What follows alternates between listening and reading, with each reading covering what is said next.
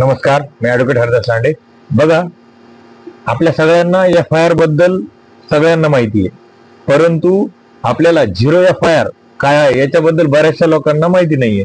तर आजच्या व्हिडिओमध्ये आपण याच झिरो FIR बद्दल माहिती बघणार आहोत.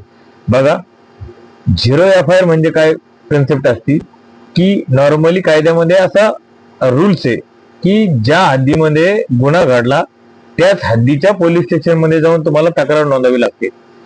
पूर्वीच्या काळी सुद्धा झिरो FIR ची कन्सेप्ट अस्तित्वात होती, परंतु पूर्वीच्या काळी फार झिरो FIR दाखल केलेले कुठे आढळत नाही. बघा, झिरो FIR म्हणजे काय नेमकं? झिरो FIR असा FIR असतो की त्या पोलीस स्टेशनच्या हद्दीमध्ये तो गुन्हा घडलेला नसतो आणि त्या पोलीस स्टेशनच्या हद्दीमध्ये आपण तक्रार दाखल करायला जातो. त्या पोलीस स्टेशनवाले त्या ठिकाणी संबंधित झिरो FIR दाखल करतात. बघा, पूर्वीचा जो CRPC कायदा होता 154 नुसार FIR दाखल व्हायचा, त्याच्यामध्ये झिरो FIR बद्दल कुठली स्पष्ट अशी तरतूद तुम्हाला बघायला मिळत नाही. त्याच्यामुळे फार झिरो FIR दाखल झालेला आपल्याला आढळत नाही. परंतु काय व्हायचं माहितीये का, की ज्या पोलीस स्टेशनला तुम्ही तक्रार दाखल करायला जायचा, उदाहरणार्थ ज्या पोलीस स्टेशनच्या हद्दीमध्ये गुन्हा घडला त्याच पोलीस स्टेशनला तक्रार दाखल करायला जायचा, परंतु जेव्हा तुम्ही तक्रार दाखल करायला जाता तेव्हा त्या पोलीस स्टेशनमध्ये ज्याच्या विरुद्ध तुम्ही तक्रार दाखल करायला जाता त्याचे त्या पोलीस स्टेशनमध्ये काहीतरी लागेबांधे असतात किंवा त्या एरियामध्ये त्या व्यक्तीची काहीतरी ताकद असते. त्यामुळे पोलीसवाले काय करतात, तुमची तक्रार नोंदवून घेत नाही, त्याच्या विरुद्ध FIR दाखल करून घेत नाही. अशा बहुतांश घटना तुम्हाला बघायला मिळतात. असं केल्यामुळे बरेचसे गुन्हे जे आहेत हे दखलपात्र असून कॉग्निजेबल असून सुद्धा दाखल केले जात नाही.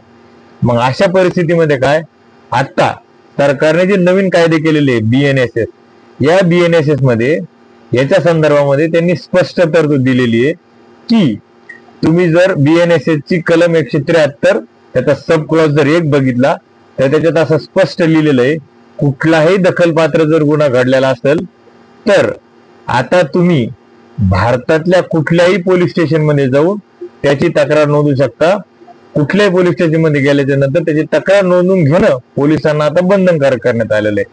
उदाहरणार्थ तुम्ही भारतातल्या कुठल्याही कोपऱ्यात राहत असेल आणि गुन्हा कुठल्याही कोपऱ्यात घडलेला असेल, उदाहरणार्थ एखादा गुन्हा दिल्लीमध्ये घडला आणि तुम्ही जर मुंबईमध्ये राहत असेल तर दिल्लीमध्ये घडलेल्या गुन्ह्याची तक्रार तुम्ही मुंबईमध्ये दाखल करू शकता.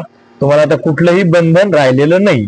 पहिल्यांदा काय होतं, दिल्लीमध्ये गुन्हा घडला तर दिल्लीच्या त्या पोलीस स्टेशनच्या एरियामध्ये जाऊन तुम्हाला गुन्हा दाखल करावा लागायचा, परंतु आता स्पष्ट असे आदेश दिलेले की तुम्हाला कुठल्याही पोलीस स्टेशन मध्ये जाऊन दखलपात्र गुन्हा असेल तर त्या ठिकाणी झिरो FIR दाखल करून घ्यावा लागेल. पोलिसांना हे बंधनकारक करण्यात आलेलं. आता FIR झिरो दाखल झाल्याच्या नंतर पुढे काय प्रोसेस आहे बघा, 173(1) मध्ये तुमचा झिरो FIR दाखल केला जाईल. त्याच्यानंतर बघा, हा FIR दाखल झाल्याच्या नंतर या FIR ची कॉपी तुम्हाला ज्याने तक्रार केली त्याला फ्री ऑफ कॉस्ट द्यावी लागेल, म्हणजे त्याला ती मोफत द्यावी लागेल. आता ती त्याला कॉपी मोफत दिल्याच्या नंतर त्या FIR वरती झिरो असं स्पेशली लिहून द्यावं लागेल की हा झिरो FIR आहे म्हणून त्याच्यावर असं मेन्शन करून द्यावं लागेल तुम्हाला. मग आता हा FIR दाखल झाल्याच्या नंतर ते पोलीस स्टेशनवाले संबंधित गुन्ह्याची चौकशी करू शकत नाही. तर मग ते पोलीस स्टेशनवाले काय करणार की हा गुन्हा मूळ कुठल्या पोलीस स्टेशनच्या हद्दीत घडलेला आहे अगोदर याची इन्क्वायरी करणार. याची इन्क्वायरी केल्याच्या नंतर संबंधित पोलीस स्टेशनला हा झिरो FIR ते पाठवून देणार.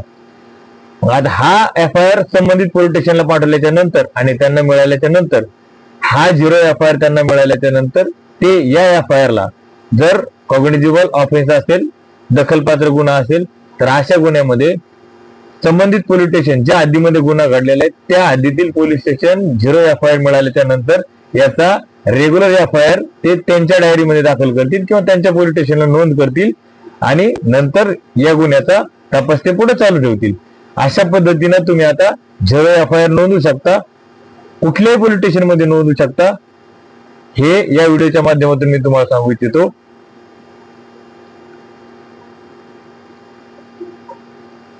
बघा,